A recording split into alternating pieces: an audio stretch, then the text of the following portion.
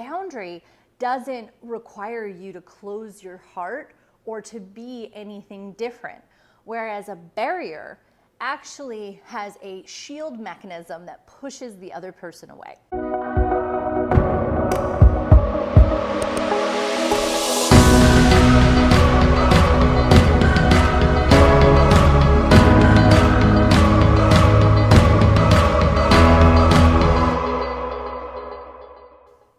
Hi, I'm Perry, and welcome to Soul Gardening TV. Soul gardening is all about understanding our beliefs, patterns, fears, and anything that is in the way of us truly being fully expressed in the world. So today I'm going to take a question from Facebook from someone who graduated from one of my courses called the Relationship Detox. And just really quickly, the Relationship Detox is about understanding our patterns in relationship over the course of our life so that we can remove behaviors that we keep choosing and repeating that don't lead us to the kind of love and connection that we want. So this is a question. I'm not going to share the name for confidentiality, but I'm going to read the post. I'm not dating right now during this process, the Relationship Detox, but I've had something on my mind related. Something I'm learning about myself is I've never learned how to kindly reject someone if I'm not interested. I have a habit of saying things like, I'm married when I'm not. I have a boyfriend when I don't. I take or give a phone number when I don't intend to call or answer. I think what I find hard is that if I say hello to someone back because they said hello to me, it doesn't mean I want anything from them.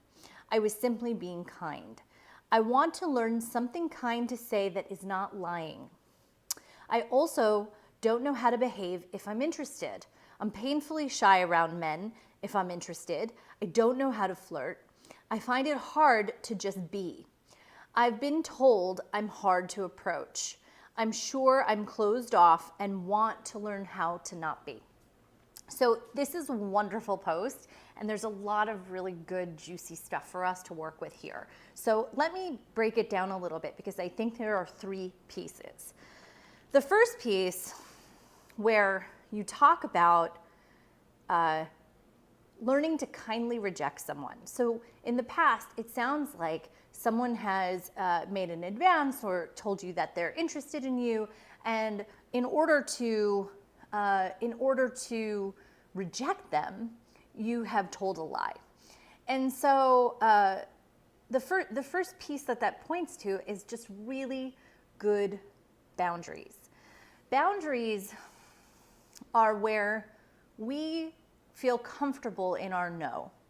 And they don't have to be barriers. So the difference between a no and with a boundary and a no with a barrier would be like, no, thank you. I'm just not interested. Or a barrier would be like, no, fuck off. And where you actually are pushing the other person away. Boundary doesn't require you to close your heart or to be anything different.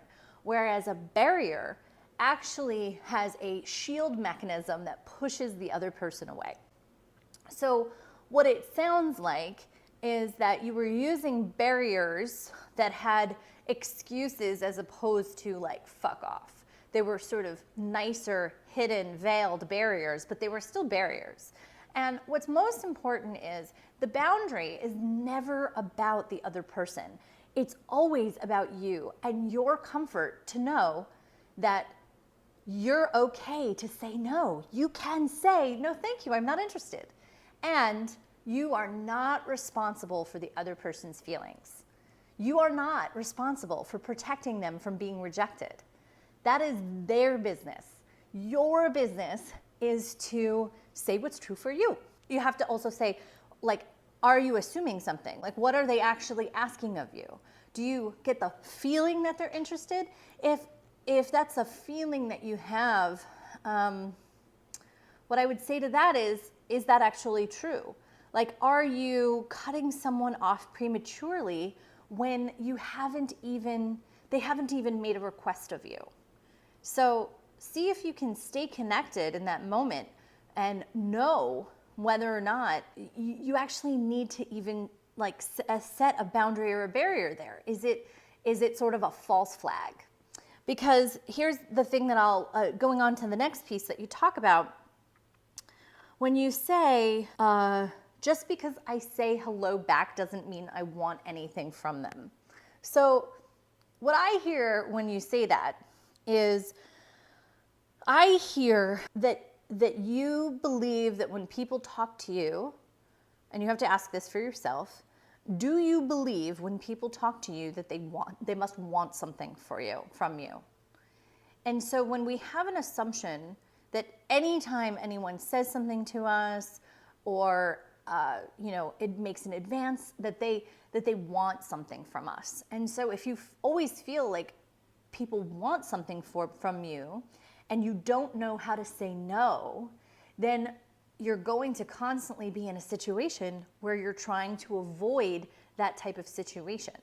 And so this is why boundaries are even more important, right? Because we have to get really comfortable right there with being able to be in any situation and always know that we have the ability to say no, that we have the ability to walk away, that there's nothing that anybody can take from us that we're not interested in giving them. That is the rightness that we find in ourselves with good boundaries.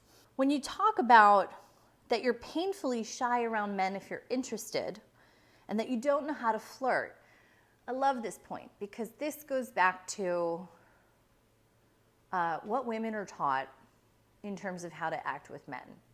And what women are taught in terms of how to act with men is that we're supposed to do something to hook them. We're supposed to act in some way to get their attention or their interest. Whereas my advice would be that you just be yourself, that you stay connected, and that you're curious, and that you have a conversation. And you don't sit and act coy and wait for a man to come over to you. There's no rule book that actually says that's necessary. And the more that you're open to real connection and conversation, you don't have to load the interaction with that man to have all of the fantasy of what could possibly be in the future, of like, oh, well, I like him and I want him to be my boyfriend, or you just put all this stuff in it. Actually, there's a guy over there that you're interested in talking to. Start that small. Have a conversation. You don't have to plan your wedding in the first conversation. You can take it one step at a time. And with one step at a time, you can also just know and calibrate each step and say, like, this feels good, this doesn't feel good. Okay. And then the more that you reveal who you are, the more likely you're actually going to find someone who's right for you.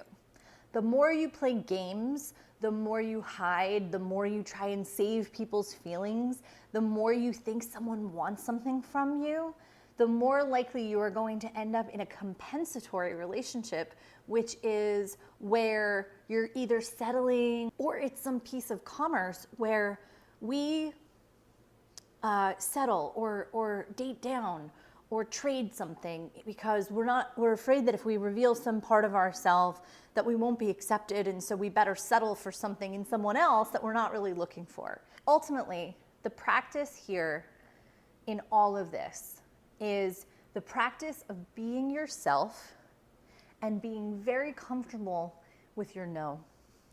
So the idea that you don't have to hide any part of yourself, that you can interact with people as yourself, not worrying about what you're gonna get or that they're gonna want something from you, and that you are able and comfortable to say no. And so here's the thing. This is not an overnight change. This is a lifetime of pattern. So it's really important that you take this up as a practice and you take it up as an experiment, and that you work on this in a way where you are able to fail and then learn and see and say, like, oh, you know what? I was really interested in talking to that guy, and And I could feel the places where I was trying to be coy and I was trying to get his attention, and I wasn't willing to just go up and talk to him and connect. And then you can go be like, okay, well, how could I do that different next time? And then you just keep practicing. So the thing I'll leave you with is this. We pretend like we're someone else because we have a belief that we have to act a certain way because who we are as we are is not right or good enough. And what I've come to believe and learn through all the work that I do in this space is that we are our own best filter for what is right for us. Meaning that if I come out as fully me, without hiding anything about me, the more likely I am to attract and keep a partner. Because there's nothing to hide. And you want someone to choose you for all of your negatives as well as your positives. You don't want someone to choose you because of some shield or persona that you put on, because it's only a matter of time until that breaks down. And then you're exhausted and the relationship doesn't work anymore. So I hope this answers the question, and have a great day.